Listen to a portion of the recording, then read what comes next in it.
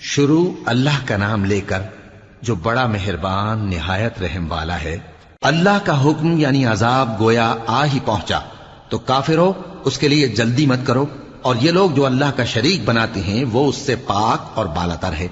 وہی فرشتوں کو پیغام دے کر اپنے حکم سے اپنے بندوں میں سے جس کے پاس چاہتا ہے بھیجتا ہے کہ لوگوں کو بتا دو کہ میرے سوا کوئی معبود نہیں، تو مجھی سے ڈرو۔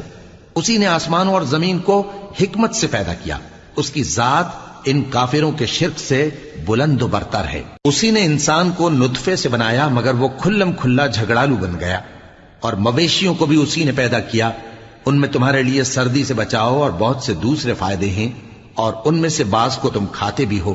اور جب شام کو انہیں جنگل سے لاتے ہو اور جب صبح کو جنگل چرانے لے جاتے ہو تو ان سے تمہاری عزت و شان کا اظہار ہوتا ہے۔